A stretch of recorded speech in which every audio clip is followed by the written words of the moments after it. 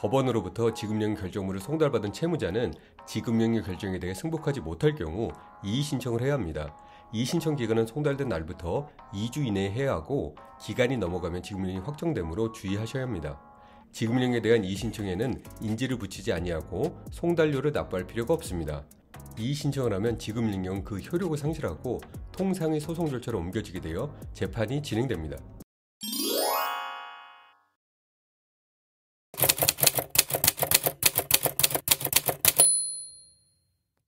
채무자의 지급명령 이의 신청 후 법원은 채권자에게 인지 및 송달료의 추가 납부 보전명령을 내립니다. 지급명령은 민사소송보다 인지 및 송달료가 더 저렴하기 때문에 채권자가 민사소송으로 진행에 따라 납부했을 인지액과 송달료에서 지급명령 신청 시 이미 납부한 비용을 차감한 인지 송달료를 추가로 납부해야 합니다. 채권자가 추가 인지액과 송달료를 납부하고 이를 법원에 보정서의 형태로 제출하면 소송 기록이 관할 법원으로 송부됩니다.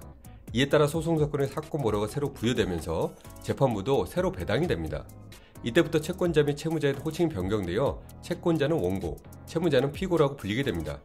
원고의 청구 금액에 따라 사건이 분류되는데 청구 금액이 3천만 원 이하인 경우에는 소액사건, 5억 원 이하인 경우에는 단독사건, 5억 원을 초과하는 경우에는 합의사건으로서 소송 절차가 진행되어 채무자는 일반 소송 절차에서처럼 피고의 지위에서 자신의 주장을 법원에 진술할 수 있습니다. 이의 신청을 한 경우에는 지급명령 결정문을 송달받은 날부터 30일 이내에 지급명령의 신청 원인에 대한 구체적인 진술을 적은 답변서를 별도로 제출해야 합니다.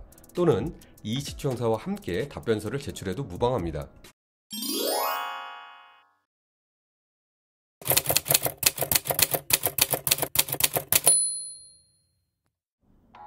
제목을 지급명령에 대한 이의 신청서라고 기재하고 사건 번호를 적어줍니다.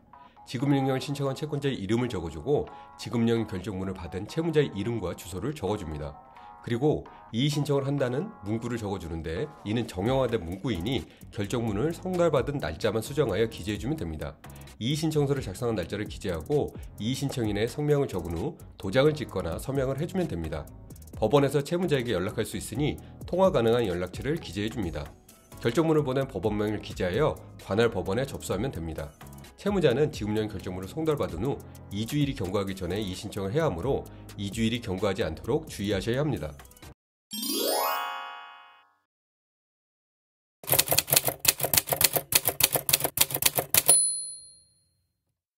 지급명령에 대하여 채무자가 이의 신청을 하면 지급명령은 즉시 효력을 잃고 지급명령 신청 시에 소위 제기가 있는 것으로 간주하여 바로 소송 절차로 옮겨지기 때문에 채무자가 지급명령을 송달받은 날이 소장을 송달받은 날로 간주되고 이에 채무자는 지급명령을 송달받은 날부터 30일 이내에 답변서를 작성해서 제출해야 합니다. 제목을 답변서라고 기재하고 사건 번호를 적어줍니다. 사건 번호는 지급명령의 사건 번호가 아니라 소송 절차로 변환되면서 새로 부여받은 사건 번호를 기재해 줍니다. 만약 이의 신청서와 함께 답변서를 제출하는 경우라면 아직 새로운 사건 번호가 부여되지 않았으므로 지급명령의 사건 번호를 적어주면 됩니다. 원고의 이름과 주소를 적어주고 피고의 이름, 주민등록번호, 주소, 연락처를 적어줍니다. 위 사건에 관하여 피고는 다음과 같이 답변합니다 라고 정형화된 문구를 기재하고 원고의 청구 취지에 대한 답변과 청구 원인에 대한 답변을 구분하여 작성합니다. 먼저 청구 취지에 대한 답변에는 1. 원고의 청구를 기각한다. 2. 소송 비용은 원고의 부담으로 한다. 라는 재판을 구합니다. 라고 적는 경우가 일반적입니다. 다음으로 청구 원인에 대한 답변에는 원고가 청구한 내용 및 주장에 대하여 피고의 입장 및 주장을 정리해서 작성하면 됩니다. 예를 들어 피고 입장에서는 그 청구를 인정할 수 없다든지 채권자가 주장하는 채권은 이미 소멸시효가 완료되었다든지 이미 변제를 완료했다든지 등 입증할 수 있는 사실을 중심으로 적으면 됩니다. 예를 들어 피고가 구입하지 않은 물품에 대해서 원고가 물품 대금 지급을 청구하는 경우에 청구 원인에 대한 답변 내용은 1. 원고는 피고가 원고로부터 물품을 구입하고 물품 대금 얼마를 지급하지 않고 있다고 주장하나 피고는 물품을 구입한 사실이 없습니다. 2.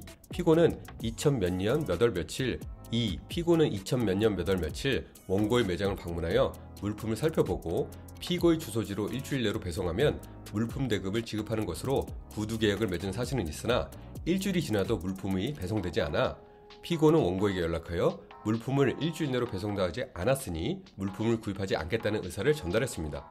3. 그러나 원고는 임의대로 물품을 배송하여 피고는 2000 몇 년 몇 월 며칠에 물품을 수령한 이후 다음 날 원고의 매장으로 돌려보낸 사실이 있습니다. 4. 이에 피고는 원고의 물품을 취득한 사실이 없으므로 원고에게 물품 대금 얼마를 지급할 의무가 없다 할 것입니다. 정도로 작성할 수 있습니다.